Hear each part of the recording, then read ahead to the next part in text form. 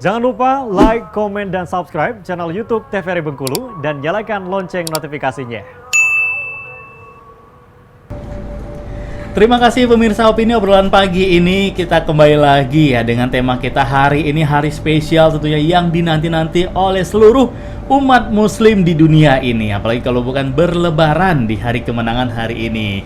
Dan kita akan obrol lagi bersama Pak Ustadz kita. Tadi untuk di zakat fitrah Pak Ustadz. Jadi masih boleh selagi sebelum imam mengangkat tangan untuk takbir, itu masih boleh memberikan zakat fitrah. Nah, kalau untuk peraturannya sendiri Pak Ustadz, ini kan pemerintah pun juga sudah kadang menetapkan Pak Ustadz, ya, sudah ada penetapan berapa liter beras, terus juga uangnya berapa. Nah, jikalau nih Pak Ustadz, jikalau ada keluarga kita atau tetangga-tetangga kita ingin berzakat fitrah, tapi mohon maaf dari tadi segi ekonominya belum mencukupi untuk zakat fitrah sesuai dengan yang sudah ditetapkan. Misalnya ditetapkan 10.000, tapi dia mampunya 5.000. Nah, itu bagaimana hukumnya Pak Ustadz? Ya, karena belum mampu tadi kan. Ya. Jadi zakat fitrah itu kan untuk seluruh person, ya, baik laki, perempuan, kecil, tua, muda, dan itu nanti dibayarkan zakat fitrahnya. Tapi kalau konteks seperti tadi, dia ada orang tertentu yang memang tidak mampu untuk membayar zakat itu, tapi ingin berzakat. Makanya dia tidak kena zakatnya lagi. Dia mustahik, dia menerima zakat. Menerima zakat. Jadi kalau tidak bisa ya itu dia menerima zakat. Orang yang berhak menerima zakat. Jadi jangan dipaksakan. Dipaksakan begitu, karena zakat fitrah kan ada ketentuan begitu. Itu. Jadi sangat menyesuaikan, jadi tidak memberatkan begitu ya, tidak memberatkan begitu. Zakat fitrah itu kalau dia tidak mampu berzakat, memang tidak ada yang bisa dizakatkan, ya itu dia menerima zakat. Dia sebagai penerima berarti. Gitu ya. Jadi jangan menjadi satu keterpaksaan akhirnya harus memaksakan diri Pak Ustadz ya. Nah, untuk di bulan puasa kemarin nih Pak Ustadz, sekarang kan cuaca kan berubah-ubah nih Pak Ustadz. Kalau dari Pak Ustadz sendiri gimana nih menjalankan ibadah puasa kemarin di tengah terik matahari? Apakah pada zaman dulu Rasulullah juga pernah memberikan kita ajaran-ajaran kalau di bulan Ramadan di cuaca terik matahari mungkin ada amalan-amalan seperti apa Pak Ustadz? Iya. Jadi dalam bulan Ramadan itu Rasulullah itu mengajarkan begini. Jadi beliau siang hari itu siam, melaksanakan ibadah puasa, malam hari qiyam, menghidupkan malam bulan Ramadan itu. Makanya ada dua hadis itu kan, ada versi itu, man shoma ramadhana imana wa ihtisaban ghufira lahu ma taqaddama min dhanbi. Siapa berpuasa di bulan Ramadan karena iman dan ikhlas, maka Allah ampuni dosanya yang telah berlalu. Kemudian ada juga hadis man qoma, siapa yang menghidupkan malam bulan Ramadan dengan iman dan ikhlas, maka Allah akan ampuni dosa-dosa yang telah berlalu. Jadi ada man soma, ada man qoma. Ada siang dan malam. Siang beliau soma, siam, malam beliau qiyam begitu. Nah, jadi kalau yang berpuasa memang menyesuaikan. Kalau siang hari itu menyesuaikan. Jadi mengurangi volume ibadah fisik. Tapi bukan tidak bekerja. Bukan berarti kita disuruh bermalas-malasan. Jadi ada itu perlu kita kritisi juga itu. Ada ungkapan orang mengatakan naumatus shaim ibadah. Tidurnya tidur berpuasa itu ibadah. Ya, betul. Hanya dia tidur terus begitu seharian, mulai dari sahur habis sholat subuh sampai ke beduk maghrib. Itu puasa burung kaluang kalau kata orang dulu. Nah, itu kan siang hari gantung, pas bangun maghrib bangun dia. Oke, baiklah Pak Ustadz. Obrolan kita tahan dulu Pak Ustadz. Untuk di hari ini, di hari kemenangan ini tentunya kita semua akan berkeliling Pak Ustadz ya. Datang ke rumah saudara-saudara kita, ke tetangga kita, dan tentunya kita juga harus sama-sama mengetahui perakiran cuaca hari ini. Jadi untuk yang ingin berpergian ke rumah keluarga yang jauh di luar kota Bengkulu mungkin, nah ada baiknya kita melihat dulu seperti apa perakiran cuaca untuk seluruh wilayah yang ada di Provinsi Bengkulu. Dan perakiran cuacanya ini dia.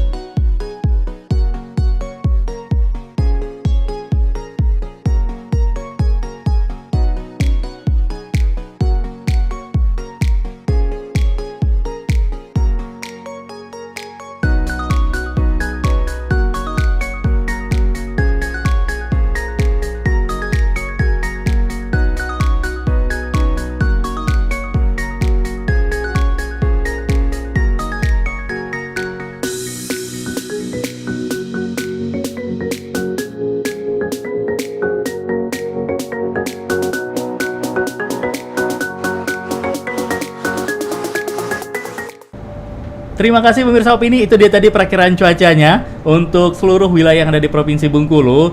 Jadi kalau di daerah pemirsa Opini tentunya akan diperkirakan cuacakan hujan, ada baiknya mulai dari pagi ini mulai berkeliling Pak Ustadz ya, ke rumah-rumah saudara. Mungkin juga kalau tidak bisa datang, nah ini Pak Ustadz, di hari kemenangan ini kita nggak bisa datang Pak Ustadz. Apakah itu akan juga mengurangi dari amalnya di hari Lebaran? Mungkin karena faktor cuaca tadi hujan, tidak bisa hadir. Jadi sekarang kan sudah canggih Pak Ustadz ya, bisa video call, bisa telepon. Jadi begini, saya jelasin dari awalnya dulu ya.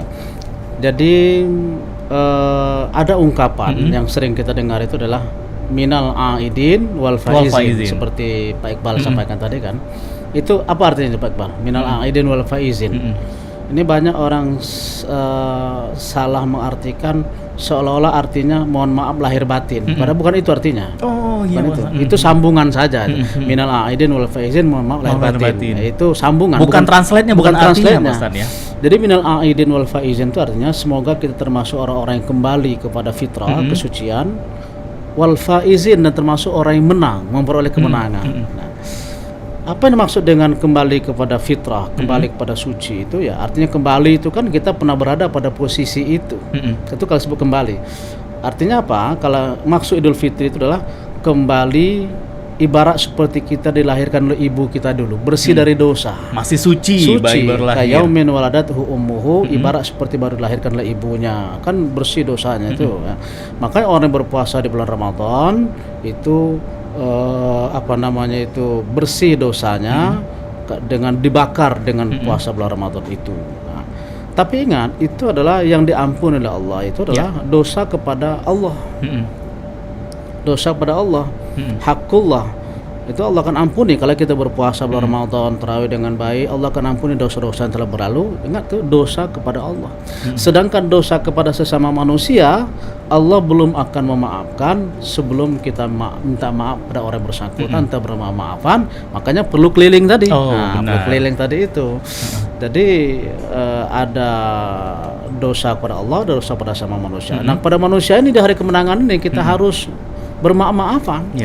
Memang begitu disunahkan. Makanya selesai sholat Idul Fitri itu diadu kita untuk bermaaf-maafan dan mendatangi saudara-saudara kita untuk datang berkunjung begitu ya. Nah, bahkan Rasulullah itu ini salah satu sunnah juga. Bisa kita analisis itu. Kata Rasulullah itu jalan beliau pergi dengan jalan beliau pulang ketika menghadiri sholat Id itu berbeda. Oh, berbeda. Khalafat thariq istilahnya. Jalan beliau pergi dengan jalan beliau pulang itu berbeda. Kalau pergi yang jalan ini, pulang jalan itu. Jadi sunnah kan begitu nih. Jadi mungkin pemirsa tadi ada sempat seperti itu, memang sunnah harus begitu. Saya awalnya ragu apa ya, kenapa nih kok beda-beda, kenapa jalan, harus berbeda jalan gitu ya. Apakah, tapi pas kita cek hadisnya sahih, betul Rasulullah begitu. Akhirnya pas kita cek, kita lihat hikmahnya begitu bahwa memang pada hari itu tuh kita disuruh keliling, banyak jalan, banyak berkunjung ya. Karena bumi tempat kita berpijak itu di akhirat jadi saksi kalau kita beribadah pada hari itu. Maka makin banyak kita berpijak datang ke tempat-tempat tertentu, maka itu jadi saksi kebaikan. Jadi jangan menyangka ini meja, ini benda mati saja. Nanti di akhirat jadi saksi. Semuanya akan menjadi saksi. Bumi tempat kita berpijak itu. Maka itulah Rasulullah nyuruh berbeda jalan itu ya. Nah, karena itu banyak jalan, suruh keliling. Tetapi ya, kalau kita tidak bisa langsung menemui saudara-saudara kita, maka kita bisa melalui hal-hal yang lain seperti sekarang adalah bisa dengan telepon, bisa video call begitu kan. Karena memang mungkin kondisi jarak yang jauh atau cuaca tadi, jadi cukup dengan telepon. Ya, tetapi memang dalam telepon atau video call itu harus disebut betul-betul minta maaf, mohon maaf lahir batin begitu ya. Nah, ini kadang-kadang saya lihat banyak pantunnya yang lupa. Pak Ustadz, pantunnya seperti apa nih Pak Ustadz? Kita tahan lagi obrolannya Pak Ustadz ya. Semakin luar biasa lagi pemirsa Opini di hari kemenangan, dan pastinya jangan kemana-mana pemirsa Opini, tetap saksikan terus Opini. Kita berdua akan kembali lagi setelah yang berikut ini.